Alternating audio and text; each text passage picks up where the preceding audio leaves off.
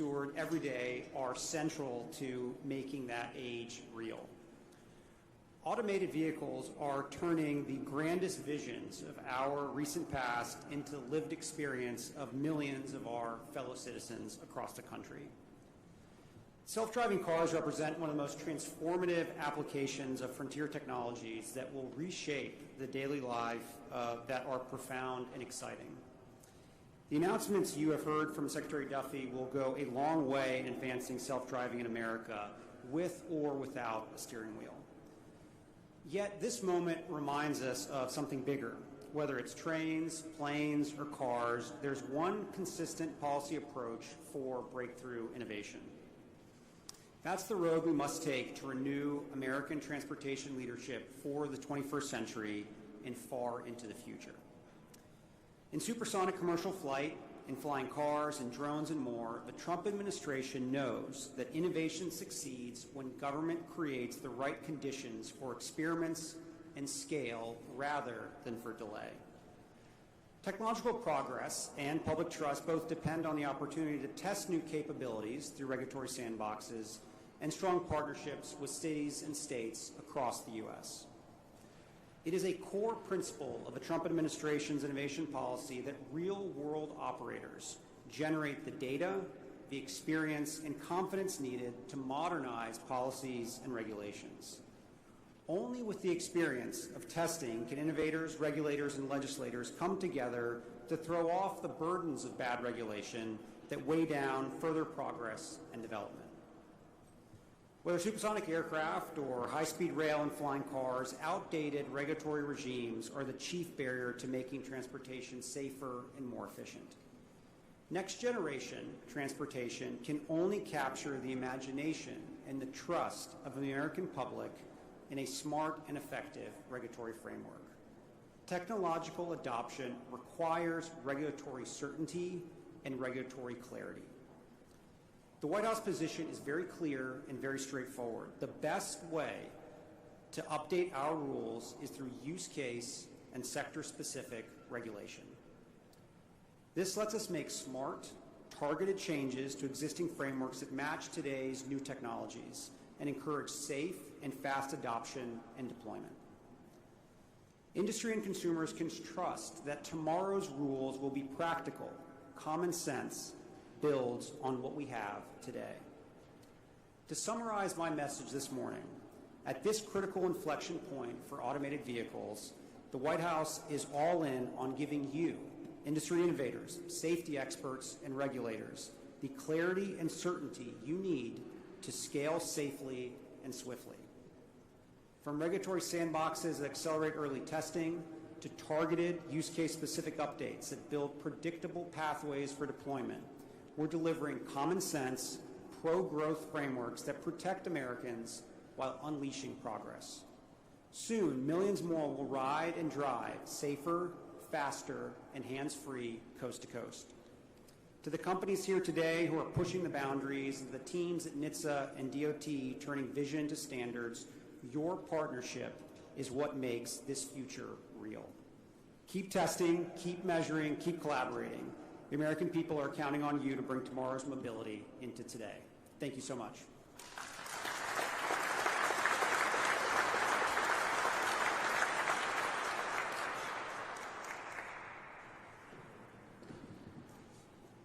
Thank you, Director Kratsios, and again, thanks to Secretary Duffy. It's a good measure of this administration's focus on AVs that we have two such esteemed administration leaders with us here today, and I know that support goes all the way to the top. I want to build on Secretary Duffy's remarks by taking a double-click look at where we stand and where we're headed on AVs. As Secretary Duffy said, we cannot afford to move too fast, but we also cannot afford to move too slowly. We are moving with a sense of deliberative urgency, enabling technological advancement while maintaining rigorous oversight. A little bit of a background on the reality of NHTSA's authorities in this space. There's a common misconception that NHTSA's administrator has a magic wand that can instantly fix every policy or technical challenge. I can tell you firsthand, that isn't the case. I asked. NHTSA operates under the Vehicle Safety Act, which gives us two primary jobs. We create and enforce minimum vehicle or equipment performance standards, known as the Federal Motor Vehicle Safety Standards, or FMVSS, and we provide broad industry oversight around vehicle or equipment defects in design, construction, or performance that pose an unreasonable risk to safety, even if a specific FMVSS does not apply to that technology. Over the past 50 years, NHTSA has established dozens of federal motor vehicle safety standards covering everything from brakes to tires to headlights and windshields. They were meant to be technology neutral, but were created in the context of the technology that existed at the time they were drafted. Over those years, what was the one thing all vehicles had in common? A human driver. Accordingly, our FMVSSs were built around the needs of human operators and require equipment and ensure vehicles meet performance requirements based around human inputs. For example, our light-duty braking performance standards focus on stopping distance after specific forces are applied to the requisite physical foot pedal. This creates somewhat of a paradox. The technology of the future is often tethered to the regulations of the past. And this isn't the case because doing so provides safety benefits. A vehicle designed never to be operated by a human doesn't get safer because it has a foot pedal, but because the requirements are the requirements and changing them is difficult. And while NHTSA does have limited authorities to grant exemptions for new technologies, reliance upon the generosity of a regulator is a poor business model. But this is an administration that is looking to enable innovation while performing robust safety oversight, which is the way the Vehicle Safety Act was designed to operate. So we're looking to support innovation because automated driving systems hold incredible potential promise, unlocking mobility options for senior citizens, people with disabilities, and others who are unable to or don't want to drive for a variety of reasons, because they've been drinking, or maybe just because they've had a bad day and a long flight and they just don't want to talk to a stranger. Importantly, this technology has the potential to enable full participation in our society and our economy for the many left behind due to inability to drive. Because access to transportation is access to freedom. Additionally, AVs could play a role in addressing the fatality crisis on our roads. Several risky and unacceptably common driving behaviors, like speeding or driving distracted, fatigued, drunk, or high, play a role in tens of thousands of fatalities each and every year. AVs could potentially eliminate so many of these dangerous behaviors. AVs will never drive impaired, tired, or distracted, and they shouldn't speed through school or work zones, and if they do, they should be subject to traffic enforcement. And you don't need to worry about them having road rage.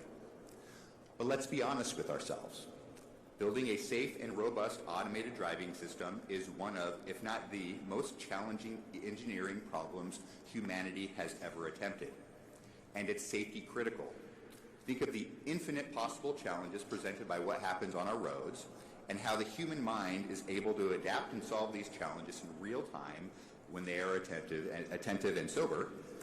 Automated driving systems have to be capable of handling each such challenge, requiring massive amounts of data for training, high-fidelity sensor inputs for operations, and an enormous amount of computing power to process it all in less than a blink of the eye. Because this is so difficult, we occasionally see odd and annoying behaviors, such as vehicles stopping in lane for no apparent reason. Sometimes we see genuinely unsafe behaviors requiring NHTSA to use our enforcement authority. NHTSA has not and will not be shy about using our enforcement power. We have launched a number of defect investigations into AV developers and have pushed for and overseen several recalls. And we will continue to do this because public trust depends on public safety, and this requires a cop on the beat. But the potential promise this technology can provide to society in terms of mobility and safety is far too great to ignore, or worse, discourage or prohibit. This is why, during President Trump's first term, we were quite active in the AV space, laying the groundwork with early guidance and regulatory updates. This is also why, after a few years of inactivity, we are back at work. Under the direction of President Trump and Secretary Duffy, we continue to build out and implement a new federal automated vehicle framework based upon 3 pillars.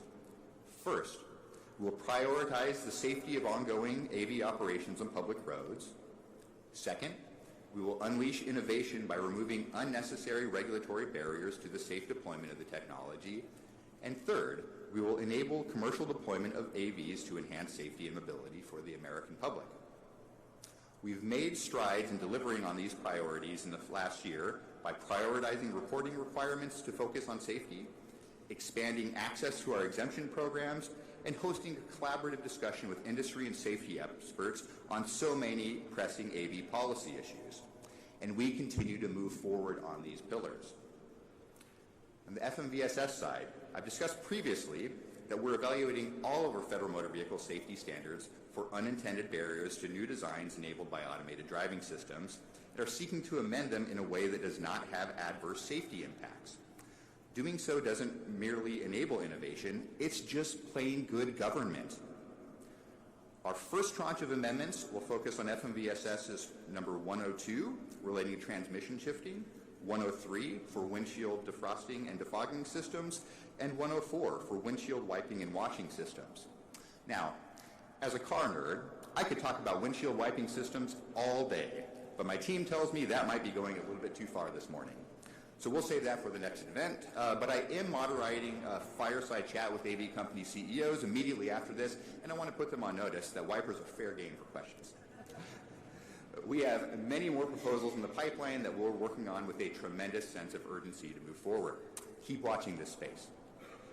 Also, as the Secretary mentioned, today we're announcing that NHTSA is officially seeking public comment on Zoox's request for exemptions from several federal motor vehicle safety standards to enable commercial deployment of a purpose-built robotaxi. The Zoox vehicle is designed without manual controls or mirrors, provides for a campfire seating arrangement instead of traditional forward-facing cabin configurations, and is designed to operate bidirectionally. If granted, this would be the nation's first ever deployment exemption provided for a novel designed AV for passenger service. To grant this exemption, NHTSA must find that doing so is in the public interest. It must also find that the vehicle is at least as safe as a vehicle meeting federal motor vehicle safety standards. And we don't take this request lightly, which is why we want to hear from the public to inform how we should evaluate this. Our request for comment document was made public this morning and will be published in the Federal Register tomorrow morning. This includes a link to the docket where you can review Zoox's petition and supplemental information and arguments why we should grant their exemption. We've heard from them, but we want to hear from you.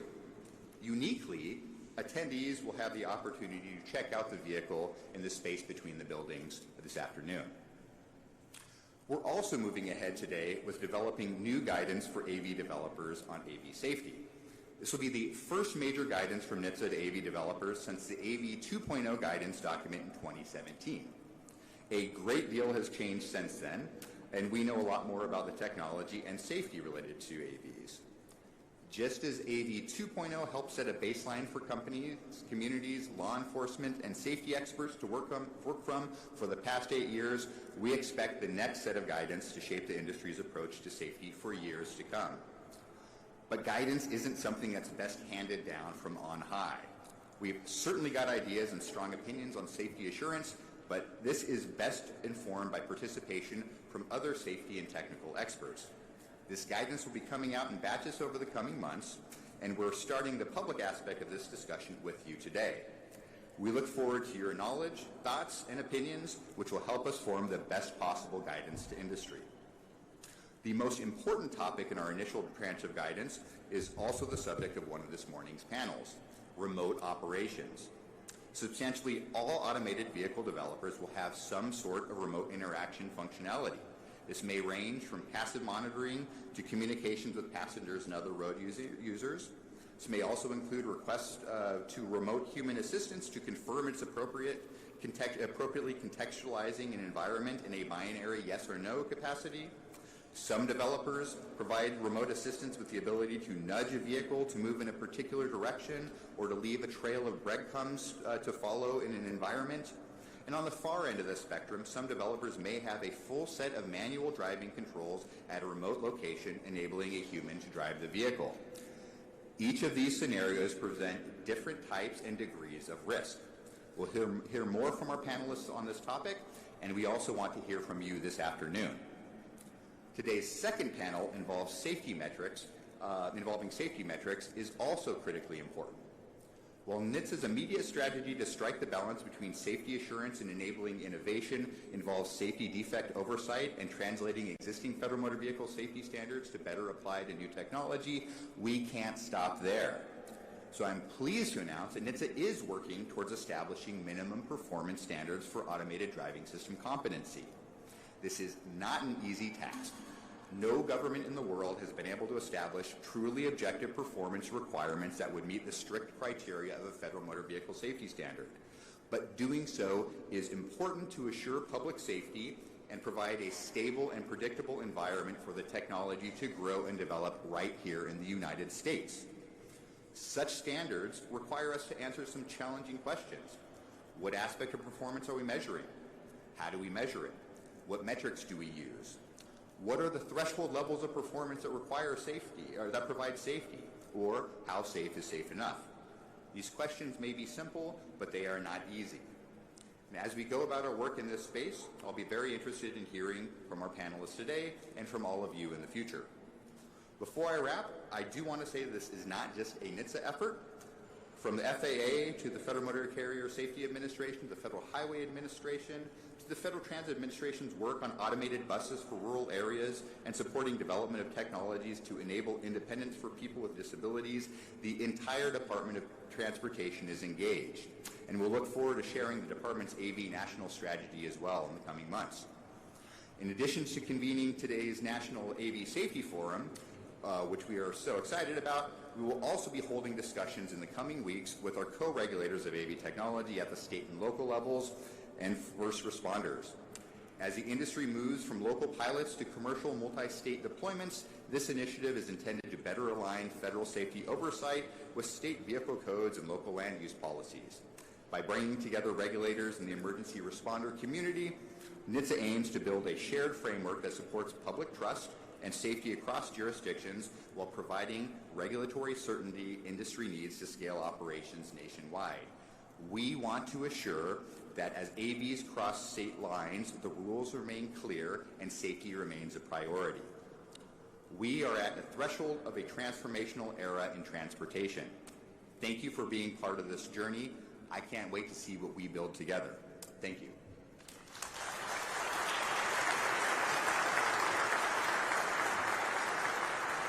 So, now let's move into the substance of the discussion. I would like to invite our panelists to join me on the stage. All right. Come on up.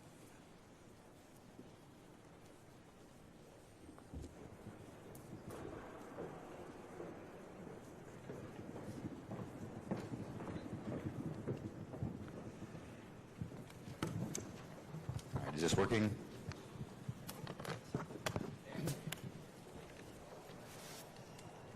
Thank you and welcome. We got like this separation here. This is not meant to be an interrogation. So I am honored to be joined by the CEOs of 3 of our leading AV companies, each of which has been running their companies for quite some time now. Our first guest is Aisha Evans of Zoox. She has navigated the company through its billion-dollar acquisition by Amazon, and just this past year oversaw the public launch of their purpose-built bidirectional robotaxis on the streets of Las Vegas and San Francisco. She's had a career spanning from Chief Strategy Officer at Intel to becoming the first Senegalese American woman to lead a major automated vehicle company. Please welcome the woman Forbes recently named as one of the women to watch in 2026, Aisha Evans.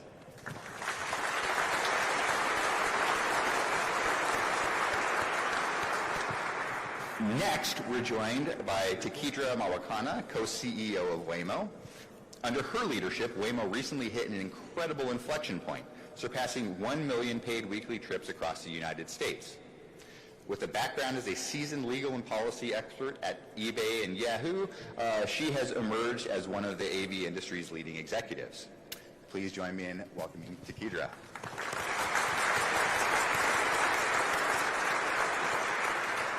And finally, we welcome a pioneer whose name has been synonymous with self-driving since the industry's inception. From winning the DARPA Urban Challenge to leading Google's early automated driving efforts, our next guest is now revolutionizing American logistics. As the CEO of Aurora, he is currently deploying a fleet of driverless trucks across the U.S. Sunbelt. Please welcome Chris.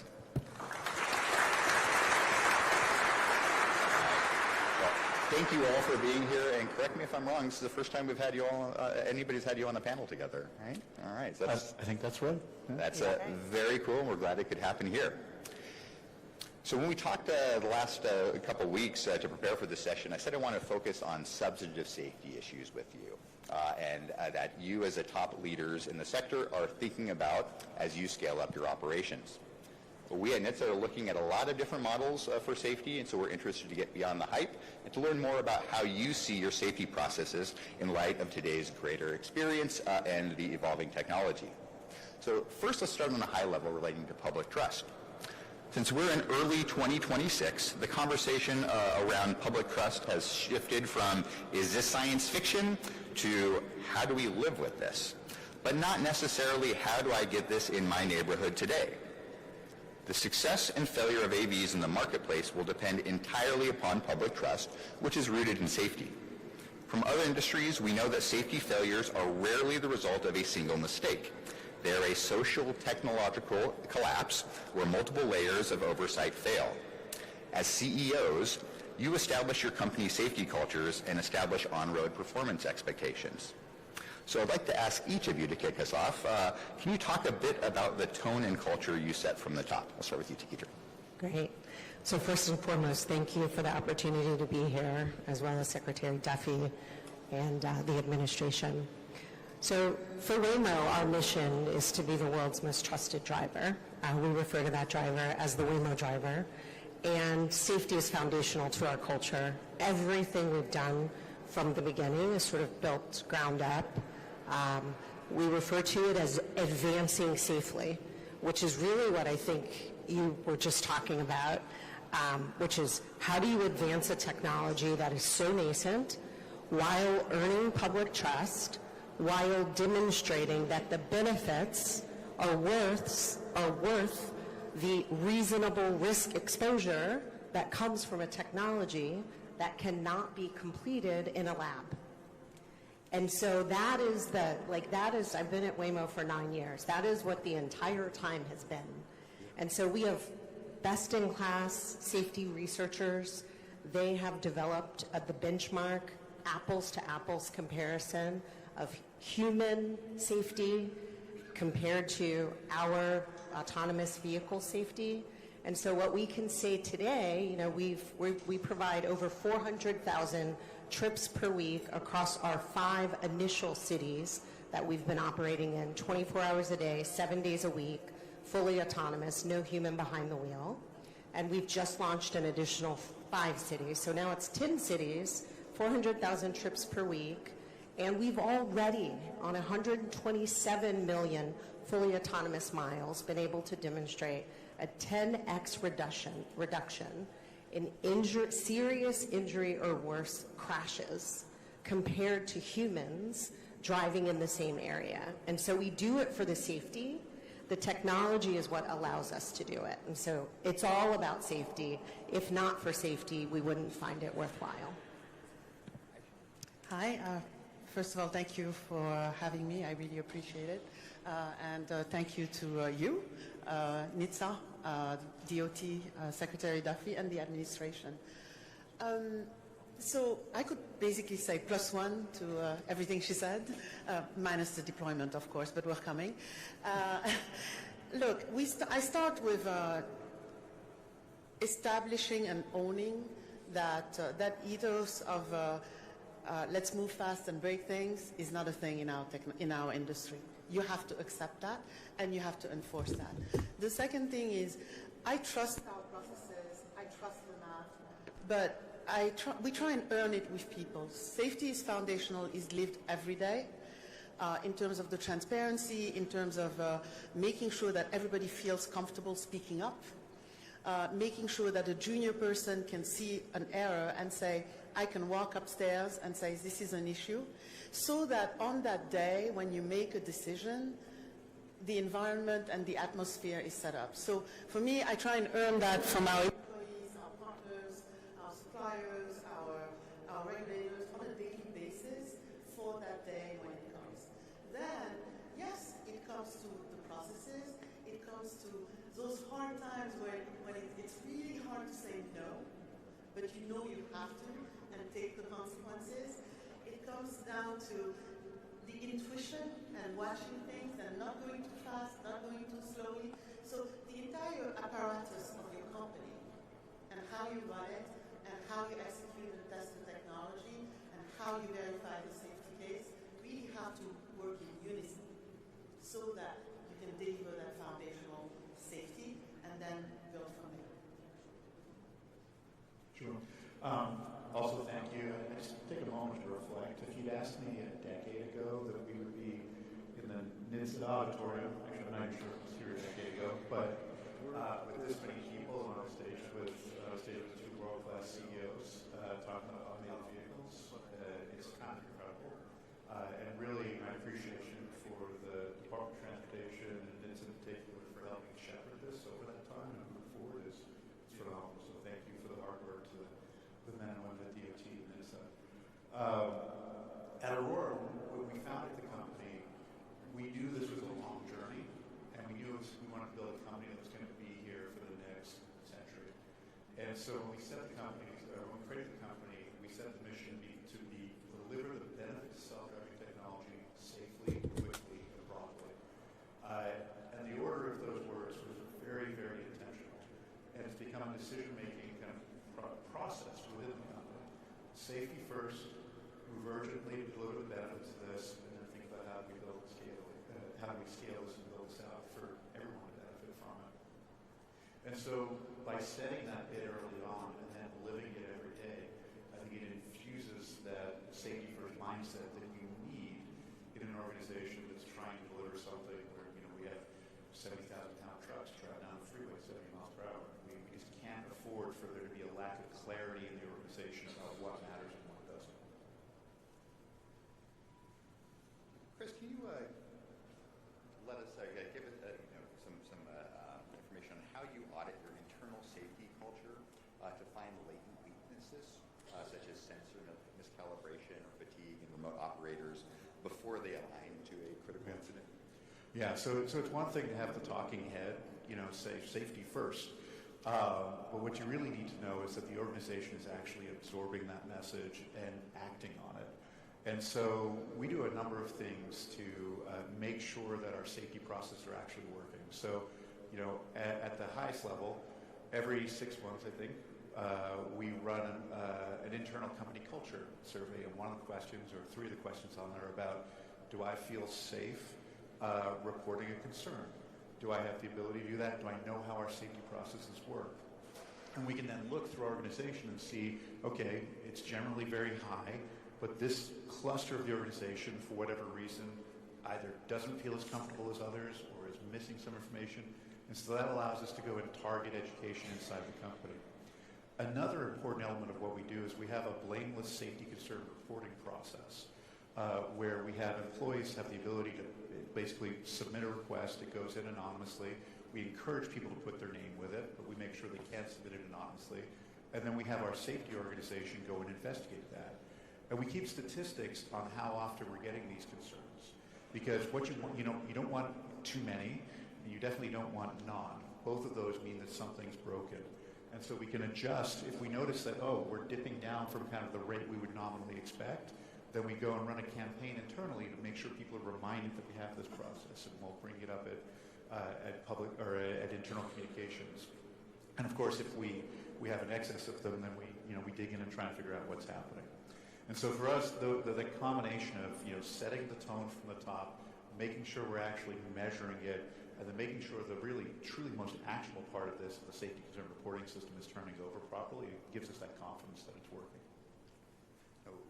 When we measure safety and we look at the data, NHTSA has a census of the vehicle fatality. So we know every vehicle related or traffic fatality that occurs in the United States. It's a very robust process, and we do a survey, we get great information on injuries, but those represent failures. If you have a fatality in an automated vehicle crash or a serious injury in an automated vehicle crash, there's a failure there. Those are lagging indicators, because for every fatality, there's an injury crash. For every crash, there's a near miss. I'd like to get a little bit into leading indicators. Aisha, can you talk about some of the leading indicators you use at Zoox, and what keeps you up at night in that? I mean, what keeps me at night is just continue doing the right thing, no matter how hard it is. But to answer your question more directly, you're exactly right. By the time something has happened, it's already too late, because something was already missed. So in our case, we don't have a single talking head. I considered it, but I couldn't find one. So we actually have a balanced system. So we have a safety operation and strategy, we have system design and mission assurance, and then within the engineering team we have a safety branch, so that you have checks and balances, and they have equal voting rights. And if there's an escalation, then they can bring it up and we debate and look at the data. We run a lot of statistical analysis, not just on the AI stack, but also on the vehicle itself. One of the advantages of having a purpose-built vehicle is that we have control of all of the inputs and outputs, and we are able to look at over time, over certain scenarios, how are things working. We can also dial up. I mean, if you ride in a Zoox, we're fairly conservative, because you have to see how your statistical estimation are behaving relative to the actuals, and then dial it up or down. And then last but not least, you make sure that when there's a problem, we talk about it. So at Zoox, the safety numbers every week, when we're getting closer to release, these estimated numbers I'm talking about are basically published to the entire company every Monday. So that there's no secret, everybody knows the story, and if a team disagrees, there have been times where I stand up there and I'm like, okay, this is the set of curves this week. And somebody slaps me later and says, no, that's not correct, we don't agree. Then we have a meeting. And it turns out most of the time that two teams didn't talk to each other. But basically, by making sure there's no secret, everybody knows the target, everybody knows the trend, and we don't go unless we meet or beat the target. Okay. All right, good. Switching gears, but also in the public trust category, AVs are often used as viewed as moving data centers, collecting massive amounts of biometric and location data. Zoox is operating in Las Vegas, Waymo in Los Angeles, and Aurora is likely or will be visiting truck stops. So that's a lot of interesting aspect of human behavior that you are capturing in extraordinarily vivid detail inside and outside of your vehicles.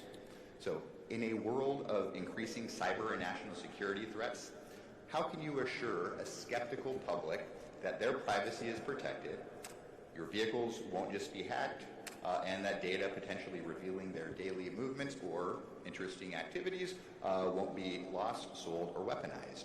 I'd like to ask that of each of you. Maybe start with you, Deidre. So I think cybersecurity is an extension of safety. And so when we think about safety, we're thinking about getting someone safely from point A to point B. We're thinking about ensuring that as the passenger inside the car, your physical safety is accounted for. And then, of course, there is the safety of your presence in our service. And so some of what you're asking is, what kind of access to data is there? We don't sell or make that data available to anyone unless there is proper legal process for that data. That's really important to build trust, right? I mean, safety sort of is what you do, trust is what you earn.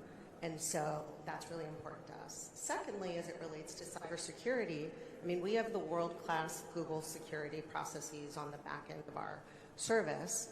We also have based our cybersecurity on the NHTSA guidance on cybersecurity, which we think has been very important and informative. And so there's no access to any of the controllers or steering or braking from outside communication, period. That's like a very important, separation to make there. And of course, in the early days, we had hackers come in and try to hack our system. I mean, that's really important. We're on the 6th generation of the Waymo driver, and we're building this driver to be generalizable across multiple vehicle platforms, which means we've had to do more cybersecurity testing across each of those platforms, which makes our driver more robust to more use cases over time. Yeah, the core principles are the same. We look at it really at inception from a core system engineering standpoint. We said, look, nobody should be able to have control of the vehicle. So all of the actuation commands and decisions are made on vehicle. Even when the vehicle receives breadcrumbs or a confirmation, it is still responsible for making the decision and on box. So that's one thing. Then the second thing is from networking and communication systems, making sure that that's, and not that, because when it comes to cybersecurity, it's usually a little gap of failures. So we make sure that from inside the vehicle, the customer doesn't really have, there's no way for either the customer or somebody who wants to do something bad to access anything that essentially is in charge of vehicle control. So that's a core principle. Then you apply all of the principles around cybersecurity, both offensive and defensive, because both of those are an issue. And then you subject yourself to red teaming on a consistent basis, because the reality is you want to prevent, you want to protect, but sometimes it could be that somebody got in and you don't know. So you monitor and hunt down on a continuous basis and stay current with what's going on. Yeah, I think they covered it fairly well. Obviously we take cybersecurity very seriously. We use a zero trust architecture, which means that we're constantly, the systems effectively have to show their badge anytime they want to do something. They don't just get into the campus. And then we actually cryptographically confirm that the components, the software and the hardware that's in the vehicle is actually what's supposed to be there, so that we can help mitigate the risk of a persistent threat on the vehicle. You mentioned truck stops in your comment there. One of the things that's interesting is I think there's $30 to $50 billion worth of theft that happens, which is a drag on industry and the economy. One of the things that we get with the Aurora driver operating the trucks is we're not actually going to spend very much time at truck stops, and so we help avoid some of that loss as well. Switching a bit to technology architecture. So automated driving system developers have traditionally used a modular approach to neural network design with discrete blocks designed around core competencies, perception, planning, and control. These networks has generally been developed in a deterministic manner that allows something akin to the traditional verification and validation process, with performance traceable to the requirements that you establish on the front end. We're seeing a shift, at least in discussion, towards the use of a single neural network to handle all of this. And so basically taking in raw sensor data from the photon level and generating driver commands. So starting with you, Takedra, from a CEO's perspective, how do you weigh the potential efficiency of an end-to-end design against the loss of traceability and requirements-based verification that the modular approach has provided for so many years? I'm going to try to talk about this in human-readable language as much as possible. Typically with application of AI, which is sort of where this question goes to, right? The more AI you put into your tech stack, the more you're going end to end. And typically safety is built in after the initial application level. First, it's about performance, then it's about safety. You layer it in. And that makes sense in applications of AI that can afford to have safety follow. For us, safety is foundational to the AI, to the Waymo world model. And so it's built in at the foundational level. And so what does that mean? That means that, one, it's really important. We've driven over 200 million fully autonomous miles so far. So why does that matter? Because you need real world data, and then you need tests, And then you need simulation. And simulation gives you the chance to determine whether or not your vehicle can actually sustain certain scenarios. But you've got to have that real world experience in order to validate the simulation. And so for us, your question was about end-to-end versus modular. It's really important to have both. You know, that structured data or those structured tests and that real world data is what gives you the opportunity to validate what the simulation is saying the driver would do in those scenarios. So we don't view it as a change, we view it as on a continuum. And the more capability that the AI stack has around reasoning based on real world data, based on real world experience, you will see the world models get better and better. But this underlying structured data and real world driving is critical to it. Interesting. I'd love to chat with you further about that. Aisha, in a modular system, if a car fails to stop for whatever it might be, you can pinpoint that perception block. In a singular neural network, you really can't. How do you identify and fix regressions where improving performance in one area accidentally breaks performance in another area without traditional code auditing? So a few things. First of all, from a principal standpoint, we're also hybrid-based. I mean, I remind myself every day and the team and my family that this is a physical AI. On the end of the action is a physical fleet. So this is important. So in our case, there are two elements. First of all, hybrid, and there are layers of decisions in terms of making sure that what's coming out of the end-to-end is valid and acceptable. And there's a heuristic-based decision tree that's watching that. And maybe over time there'll be less of that, and as we learn, but that's how we're starting. We're humble and very responsible about that.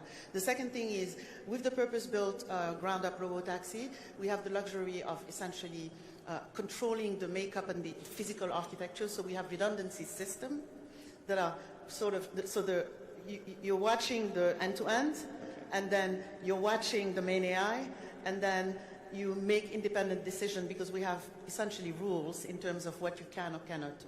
Like, don't try and not hit things, for example, and obviously avoid injuries and so on and so forth. So that's how we've built it. Over time, with more data, we've driven about 1.5 driverless miles, so we'll continue also getting more data. We feed that back into our simulator, but we also do a lot of procedurally, sorry, it's hard for the French speakers, that word, generated scenarios, so that we can sort of fan the system of possibilities and things we haven't seen yet. And anytime we see something we haven't seen, we try and say, what are the extremes of that, both on the positive and the negative, and keep feeding that to the machine. And over time, maybe we'll have a little less supervision, but right now, that is what we're doing with the hybrid architecture. Interesting. All right. And Chris, is this a false dichotomy? I think their answer both of their answers seem to indicate yes. Do verifiable end-to-end models have merit? And can adding a modular safety wrapper, I think, which is what I think Aisha was alluding to, over an end-to-end model, create a new type of kind of handover gap between two different AI philosophies? Yeah, so at Aurora, we are an AI machine learning first company. If you look at some of the early white papers we put out, we talked about the importance of leveraging these techniques. At the same time, we are very much not believers that you have some sensors over here, magic amorphous thing, and pedal, brake, and steering at the other side. I think that just won't work. And so our approach is what we call verifiable AI. And here we do decompose the model. We have a part of the system that understands what the world looks like, and a part of the system that's figuring out how to respond to that. We express explicitly the interface between the two so that we do have that modular testability. And part of the reason for this is, we care a lot about verification and validation. If you have this one neural network over here that's exponentially complicated, and you have another one over here that's exponentially complicated, and you jam the two together, you get an exponential times an exponential. Not good.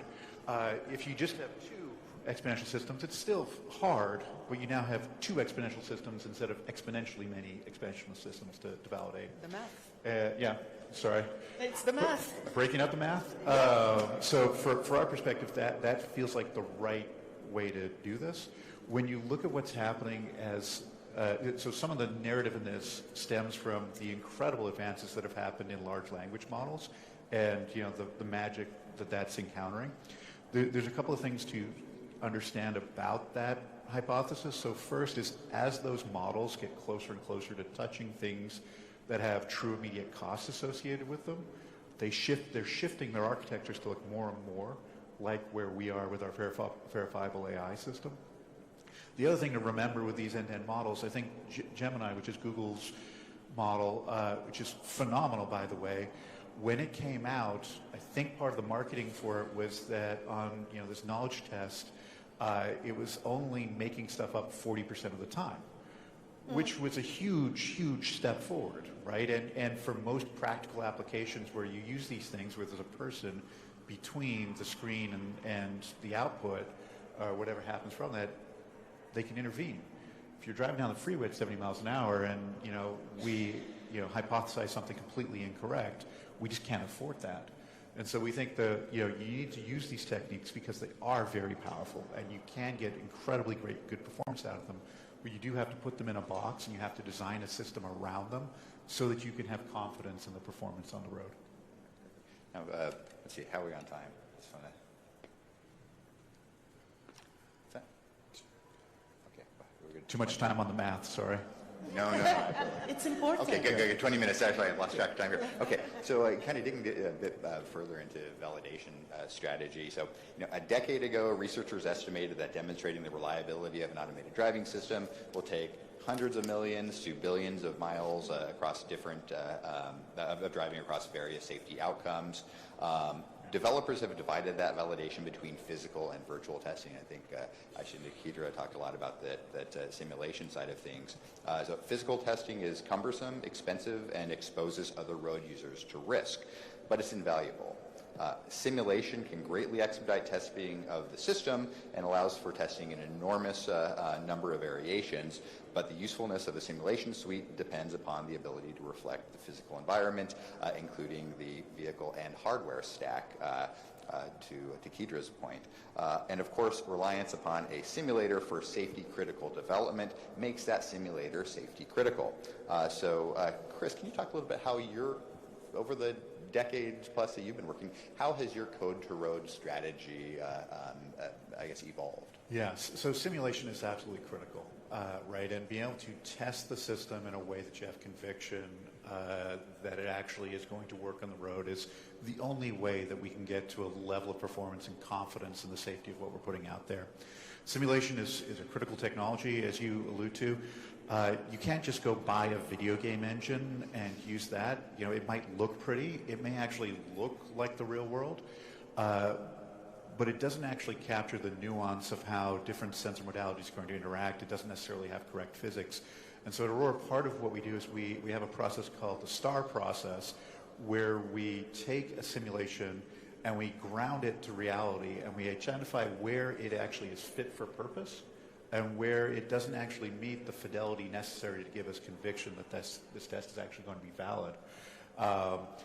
And that tells us, okay, yes, we can trust this set of simulations. No, these ones we have to go run at a track or we have to go gather data empirically somewhere in the world. And that allows us to build up a corpus of testing. I think at this point we've got 5 million plus tests that we run with every release that we put out that validates across the span of performance. The other thing that's really important and actually quite nuanced is simulation is one thing, but a test is actually something different. And understanding what it means to have good performance in a simulation is very nuanced. It's relatively easy to say, did I bump into something, right? That's a very simple simulation. But most of driving is not just not bumping into things, it's also behaving in a way that's predictable and smooth on the road and that doesn't induce weird dynamics in the vehicle and others around you. And so building that set of tests and test technologies has been a lot of what we've invested in over the last couple of years. Turning to Aisha, developers are increasingly using generative world models to train L4 systems for these 1 in a billion events. How do you prove to yourself that your simulation is high fidelity enough to replace real-world physical miles? And at what point do you decide that 1 million successful simulated miles count enough to reduce your physical fleet testing? So we work backwards and look at simulation in terms of different layers of simulation. When we talk about simulation, we tend to talk about everything, and the world model is essentially the fastest, and in terms of maybe gives you fleet information, in terms of your service, in terms of things like that. But then, as you come down, you get closer to the fleet data, i.e. the miles you drove themselves. And then we don't talk enough about structured data too, structured testing, where you're really looking at scenarios that you know are, I hope, like, for example, interactions with VRUs. If you're going to drive in San Francisco, that is a big deal. Scooters, pedestrian, bicyclists, and driving in such a way that both your defensive driving is also good, because people will do what they will do. And so what we do is making sure that we have these sensors, and then take that all the way down to the output and trajectory. But we also have scenario-based testing, then we have structured testing, and we take all of that information all the way down to having the physics of our particular vehicle and making sure that with those physics integrated, obviously when you get down to that level it's slower, so you have less test cases, but we have this essentially funnel that we run through and stop at any of the layers if we see that there's an issue, and keep adding on to that. And Takitra, since simulation allows us to test millions of permutations of a single intersection, how do you determine which scenarios must still be verified physically on the test track or public roads? For us, there isn't a reason to not do all of it, right? Building a technology, building a product category, building a new behavior, building trust, establishing safety, there just isn't an excuse to not do it all. And so we start by building a map, a three-dimensional map. We collect data. Those are human-driven vehicles when we show up in a city. Then we move to testing the vehicle with someone in the car, but the vehicle's driving itself. That's, that data collection phase is in conjunction with simulation. And this is that closed loop of validation, right? Are we seeing things that we've never seen before? If so, what is the simulator? How can it advance our learning? And then we remove the person from behind the wheel, and we move to fully autonomous, or what we refer to as rider-only phase. And the reason we do all of that is because there's something to be gained and learned in each of those phases. And we've taken that approach from the beginning. We will continue to take that approach until we believe that it is prudent not to. This idea of how do we get really, really, really close to the very, very, very long number of nines while eliminating one of those just isn't the phase that we're at yet. And so not only establishing to ourselves, we've passed 20 million fully autonomous rides. And even with that number of rides, 15 million of them in 2025, we still know, and there's a lot of the public that's excited about Waymo in their city, coming to their city. It's still ours to prove. We still have to work every day to earn that trust. So this is the approach we think we'll continue to take for a while. That's a good segue into my next set of questions. So many of the challenges we hear about with automated driving systems are attributable to these rare edge cases that are challenging to anticipate or train for.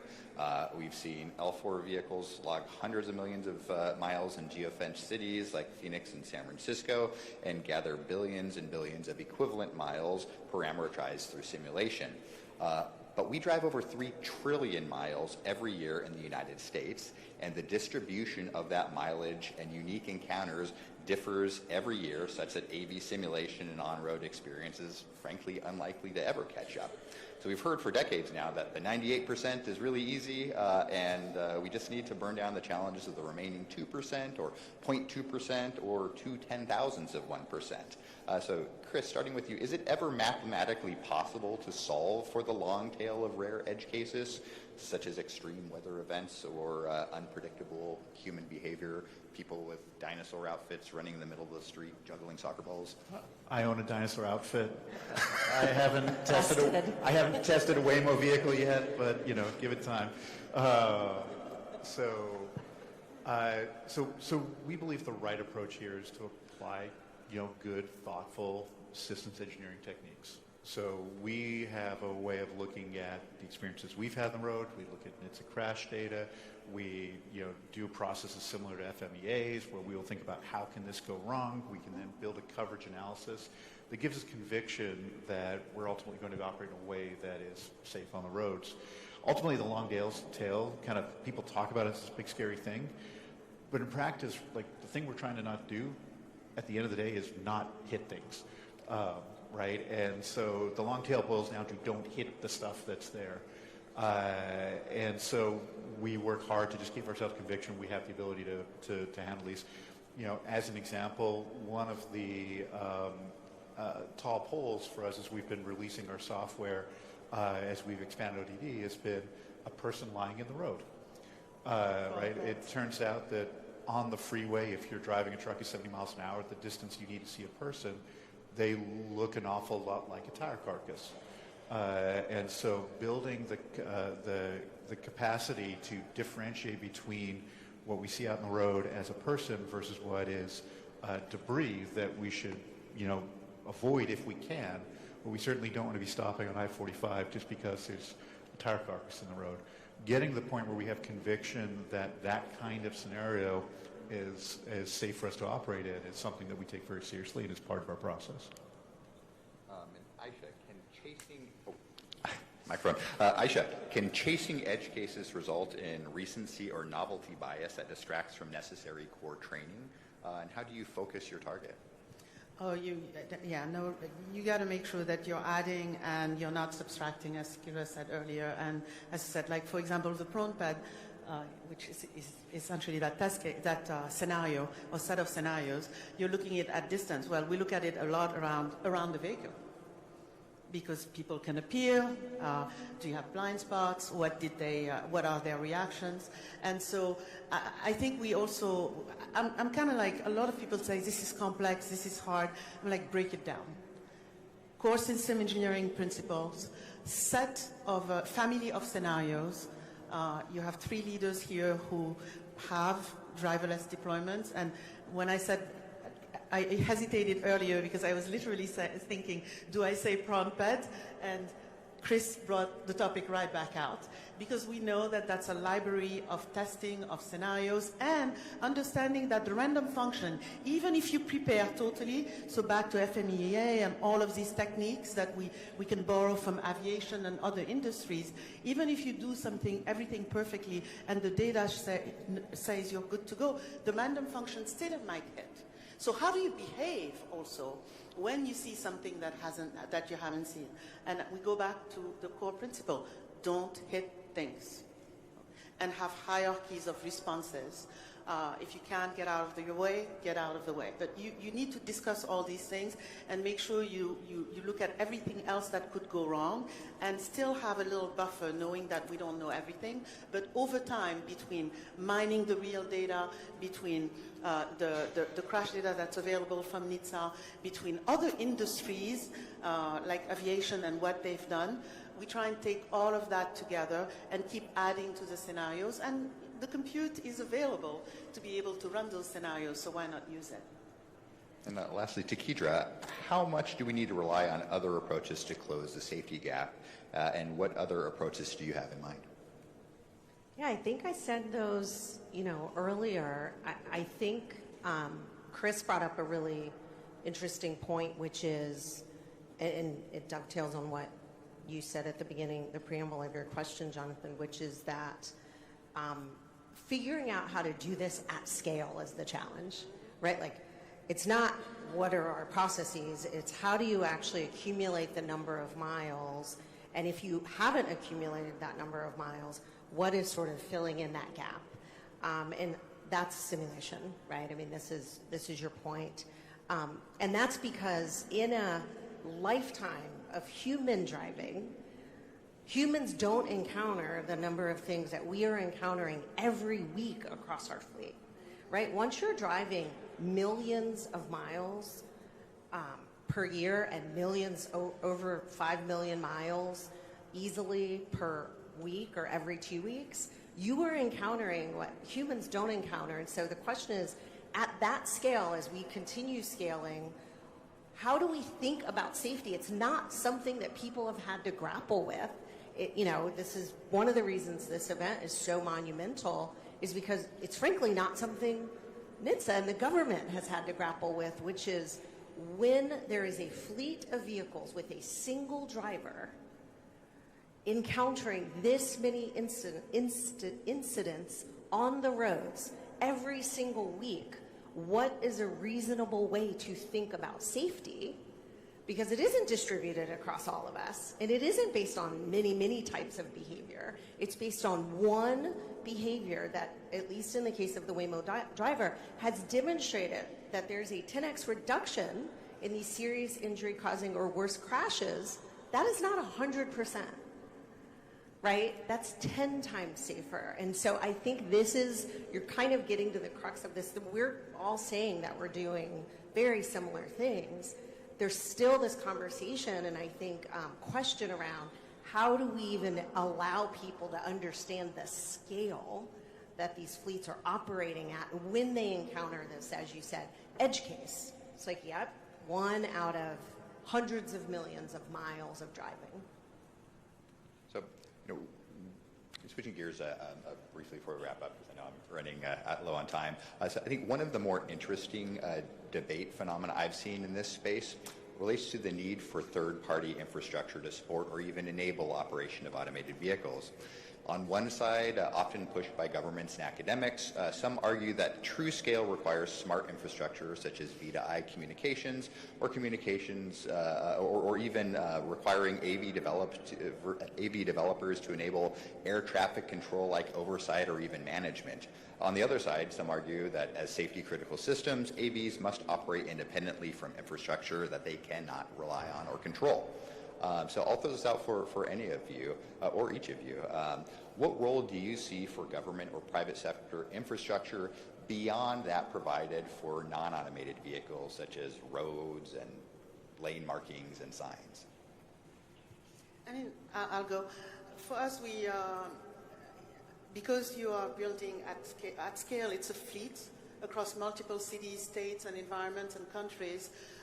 We made the decision that we need to be self-sufficient and not count or rely on essentially infrastructure, because there will be different rules and things like that. Now, having said that, we work closely with everybody, including amongst ourselves, to say the more standardized things are, the better it is. Obviously, if we had V2V communication standardized across the U.S. and states, the multiple states and cities, that would be good. So we would figure out a way to use it. But to rely on it is essentially not the best thing to do. It was safety critical, so we can't have, if you're here, you do that. If you're there, you do that. And second of all, we need to be able to go get many different customers in many different environments, so it doesn't really make sense. Now, I think people don't realize that there's already a lot of collaboration going on. For example, we just had the Super Bowl in San Francisco couple months ago. I don't know, time just is all blended when you work in this space. And I was told that all of us were, well, not us because we don't do anything, we just talk, but our engineers and ops people were all at a command center in the city, coordinating with the city, because obviously San Francisco, the number of black cars, by the way, during that week, I know in DC people are used to that, but in San Francisco we're not used to that. And so we coordinate it with the city. We're also, in terms of when we do training for first responders, when we enter a community, there's a lot of discussion and a lot of collaboration that happens. But again, it's at the city level. If we could standardize that, that would be nice. But we can't depend on it because otherwise we cannot scale. The only thing I would add, and it's not directly, that I agree, we're building the vehicles to operate in the world as they exist without needing to ask for the government's involvement. However, we are running a fully electric fleet of vehicles, and the grid, does need to scale if we want this technology to scale. And so I do think thinking about what could happen short of mandates, just what could happen across the country to ensure that this technology can get out into the cities in a way that doesn't hit delay. Like, there's going to be great work is already happening here, but could that be an area where we are slowed down from other countries or other places around the world? Absolutely. Plus one. I want to register my +1 on that. You've gotten us all on the stage together and violently agreeing with each other. Something has happened. All right. In closing, I got so many other cool questions that I'd love to ask, but in closing, so we're sitting here in March of 2026. By March 2030, if the American large city dweller were to view an L4 robotaxi no longer as a pilot program or futuristic marvel, but as mundane as a public bus, what is the one thing you need to do, and what is the one thing the federal government must do to make a boring future a reality? I'll ask each of you. I'll start with Chris. I'll start on this one. We'll just cheer them on as we continue to build, the help and support the freight and logistics industry in the U.S. For us, it'll be continuing to operate with that mindset of safely, quickly, broadly, continue to work in collaboration with other members of the ecosystem. We work with some of the largest trucking companies. We work with some of the largest trucking manufacturers. We work with one of the world's leading tier ones. We, of course, work with the government across that. So continue working collaboration with others. I think in terms of what can the government do, I think, continuing to push for kind of business model and technology model neutral regulation approaches. Very concretely, we'd love some progress on warning triangles and being able to use electronic warning devices. We think that that's just kind of common sense. It's one of these things where NHTSA looked at requiring warning triangles for passenger vehicles, I think in the 1970s, and said there's no evidence to support why we should do this, so they didn't. So we'd love to be able to use lights, but I think really it's continue down the trajectory of really thoughtful, safety first approach to deploying this technology. I would say the thing I tell you all the time on our side, full transparency, no surprises, and continue deserving the trust. Everything that's an input to that we need to do. On the government side, well, first of all, thank you. For Zooks, this is a big day. We have no manual controls and no easy way to put them in there either. So that's a pretty big deal, and we appreciate your support in terms of just this journey we've been on and the speed with which it's happened too, and continuing that type of engagement. So we thank you, and continuing that type of engagement and making sure we take it all the way and modernize the standard itself so that then we can also in parallel, this patchwork is very hard. All of us travel a lot. We have to go to each state, and everybody has a slightly different view and a slightly different requirement. And so if that momentum can take us to a federal standard that's sort of applicable everywhere, that would be fantastic. Finally, Takitra. Yeah, so in 2030, Waymo will be the world's most trusted driver. I'll just say that is the vision for the company.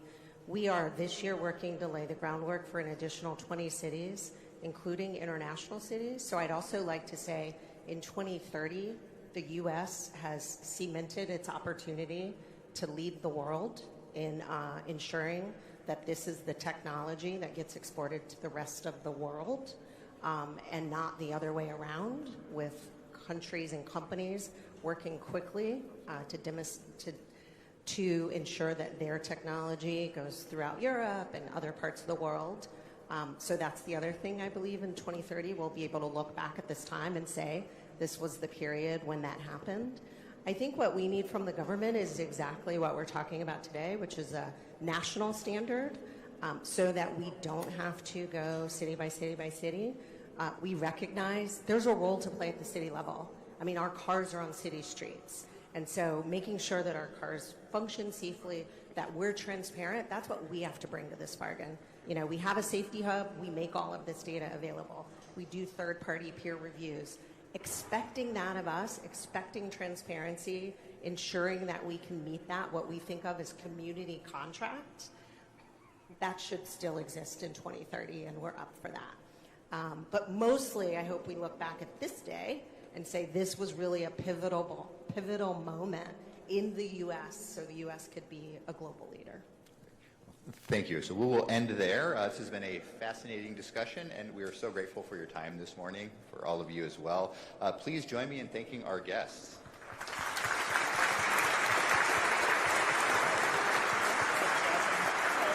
Now, I'd like to invite Debbie Sweet onto the stage.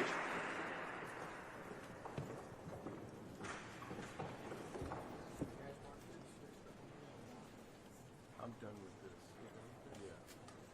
I'm going to try to... All right. Thank you, Administrator Morrison, and to each of our esteemed guests for your time this morning. We really appreciate the opportunity to have each of you here together on stage.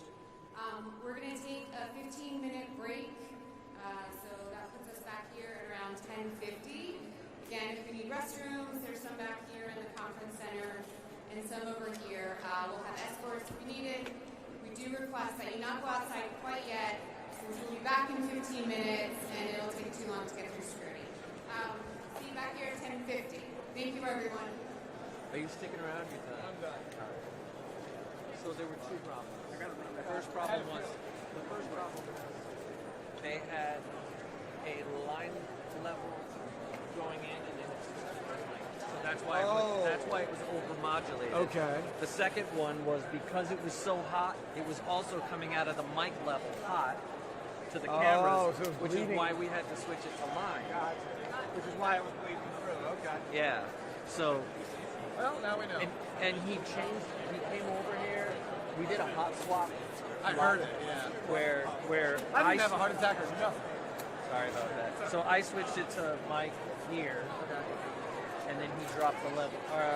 Whatever it was. It got real clear. I switched it over here, and he brought the level back up because I was telling him to bring it down. He's like, it's almost all the way down there. Yeah.